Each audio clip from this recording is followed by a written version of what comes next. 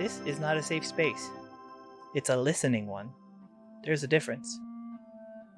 You don't need to relax. You don't even have to like being here.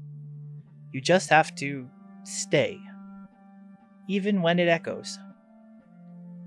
Let's begin where most people mute themselves, where silence gets heavy, and sounds stop being sounds and start becoming memories. Close your eyes, or don't. Honestly, it doesn't matter.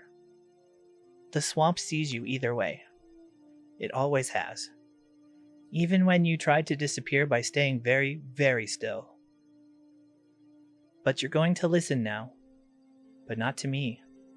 That would be too easy. Too manageable. Instead, I want you to listen to what's hiding behind my voice. The parts your ears almost filter out, but not quite. Find something, one sound, a single thread in the noise. Maybe it's the drip. That soft, wet punctuation of time falling over and over. Like the swamp keeps saying something, but never finishes the sentence. Or maybe it's the hum, the low one, the one that doesn't really start or end, it's just there. Like the sound your brain makes when you've been pretending to be fine for too long. Or maybe it's the rustle, the one that sounds like something crawling just out of sight. Something small. Something that remembers it used to have claws, but forgot what it was supposed to do with them. Pick one. Let it choose you, if you're too tired to decide. Now count it. Only that one. Every time it repeats. Every loop. Every cycle. Notice it. Mark it.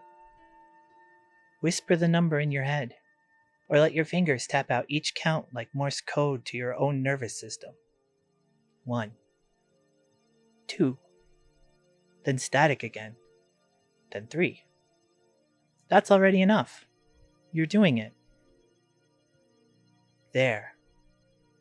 That thing your mind was spiraling about just a minute ago? It's not gone. It's just no longer louder than the moss. You're already in the loop. You didn't even notice the shift, did you? That moment when your awareness bent sideways and slipped under the panic, just slightly. That's not magic. That's neurobiology. You gave the panicked part of your brain something smaller to watch. Something rhythmic. Something boring even. And just like that, half of your chaos folded in on itself like wet paper. Now stay there. Count again. And this time, imagine the sound isn't outside of you, but coming from inside the echo chamber of your ribs. That drip? Maybe it's your heart, too tired to be dramatic. That hum? Maybe that's your shame, asking for a quiet room to stretch in. That rustle? Maybe it's your grief, testing the lock on the cage you put it in last spring. You don't need to name them.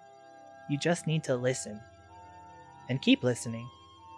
Until the sound stops being a sound and becomes a feeling that doesn't want to hurt you anymore. Now, I want you to find an object. Not a meaningful one, not your childhood necklace or an emotional support mug, just something. Something near you, small, harmless. Something unimpressive enough that no one else would notice it in a room, which means it's perfect. A stone, a spoon, a button, a ring, even a hair tie, or the cap of a forgotten pen. Something that wouldn't mind being ignored, because it probably already has been. Pick it up. Hold it in one hand. Let your fingers find its edges, or its lack of edges. Feel the weight, or the hollowness. Note whether it's warm or cold, and whether that matters. Now, slowly, transfer it to your other hand. Not with urgency, not like you're passing responsibility, just like you're rocking a thought that hasn't figured out how to speak yet. Left to right, and left again. Let it sway like a pendulum made of your own curiosity. Feel the air pass through the motion, the invisible arc of smallness, the way your body becomes a silent metronome for something that doesn't even know it needs to be held. Keep going, back and forth, like you're writing something in a language without ink. Let the movement become thoughtless, not because it's meaningless, but because meaning is what seeps in when we stop trying too hard. This object, it doesn't care what you believe about yourself. It doesn't need you to be wise or well. It's just you here, just like you are. It's an anchor, but not the heavy kind. More like a tuning fork. Every time it passes through your hands, it calibrates you. Tells your nervous system, still here, still holding, still allowed. And while you do that, I'm going to ask you some things. Gently, but directly. Not because I need an answer, but because sometimes a question is what dislodges the thing you've buried beneath cleverness. So keep the object moving. Left, right, and left again. And listen with your skin. You're still holding the object. That's good. That means your hands have already said yes, even if your thoughts haven't caught up yet. So while you're distracted, I'm going to ask you some things. Things that slip past the guards you usually keep stationed behind your teeth. Things you probably don't want to answer out loud, which is fine. The swamp doesn't need your voice. It only needs your attention. Ready? No? Perfect. Let's begin. What's the thought you always pretended you're not thinking? The one that shows up like fog, ever knocking, never naming itself. But suddenly you're colder and sadder, and nothing is technically wrong, but everything is less. What's the emotion that shows up dressed like anger, but smells like fear and sounds like childhood? What's the name of the person you miss, but only in the version you invented? The one who never interrupted you, the one who held your pain gently, the one who didn't exist, or maybe did, but not for long enough. What part of you still flinches when someone says, "It's okay now"? What did your body learn to do when no one was watching? When being seen meant danger, or disappointment, or silence that got louder the longer it stayed? Why do you talk so much when you're scared of silence? Or why do you shut down entirely, like a radio with no signal, hoping they'll stop trying to tune in? What does safety feel like in your body? And why does it make you want to run? You're still passing the object, left, right, left again, even now. You didn't plan that. It just happened. And yet, here you are, holding, rocking, staying. You've been sitting with yourself this whole time, without running, without fixing, without over-explaining to someone who wasn't really listening. That counts. It might not feel like healing. It might feel like nothing. But that's because you spent years confusing numbness with peace and overload with meaning. Right now, you're just present. And that's more than most ever dare to be. You gave the echo a room to return to. You didn't slam the door. You didn't scream over it. You let it speak. And the object? Still here. Still held. Still listening, even if it doesn't understand. That's more than you got from most people. And maybe, just maybe, it's enough. Look at it. The object in your hand. The one that was supposed to be ordinary. The one you didn't choose for its meaning, but for its lack of one. And yet, somehow, it knows you now. It knows the shape of your grip. It knows how your fingers hold tension, even when your voice says, "I'm fine." It knows which side of your hand is warmer because you trust it more. Strange how something so small can collect so much of you without asking questions. Now look at it again. Not for what it is, but for what it's become. Does it look different now? More alive? Heavier? Or maybe lighter because it's been carrying your silence so you didn't have to.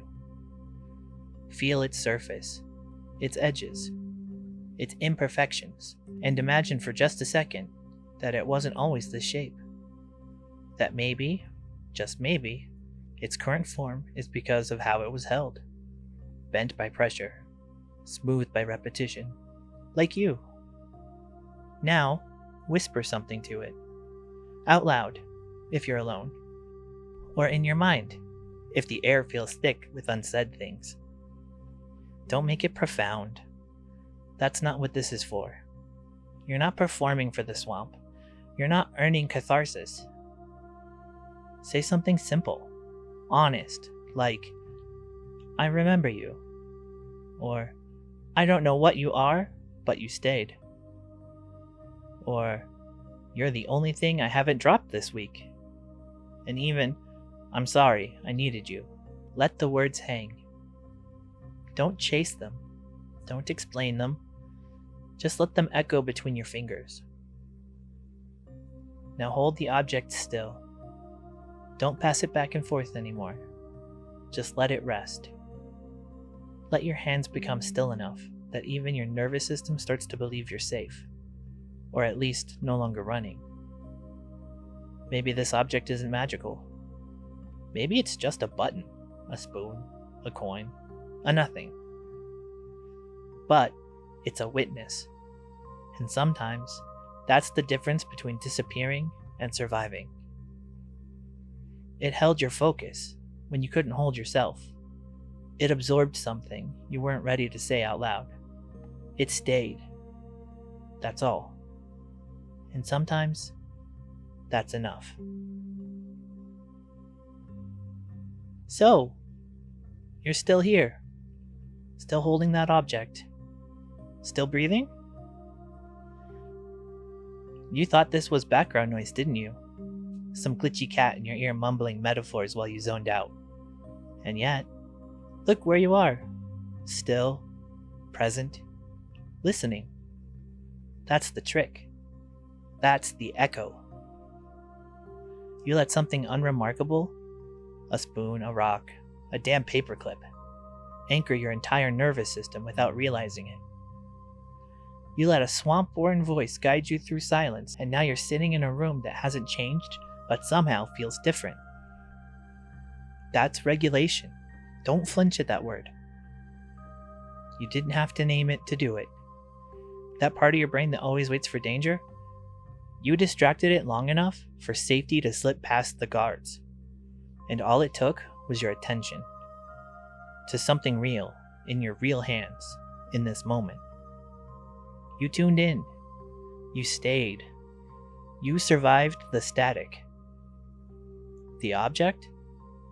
You can put it down now. Or keep it. Give it a name. Give it a box. Give it purpose. Or don't. It's yours. But you did enough. And before you leave, remember this. You weren't broken because you needed to hold something. You were brilliant for choosing not to let yourself go. Even in fragments. Even in static. Even when everything else echoed empty. Gotcha. If you're still here, not quite awake, not quite gone, just hovering in the in-between, then maybe that's enough for tonight. You don't have to understand what's happened. You don't even have to call it healing. You just had a moment with yourself inside the noise, and maybe that's all any of this ever was. So if this helped you find even one thread of quiet, or one echo that didn't hurt, Maybe let someone else find it too. Share the static. Light a lantern on your way out. Or just come back next time the silence gets too loud. The swamp remembers, even when you forget. We'll be here, soft, weird, and waiting. Good night, listener.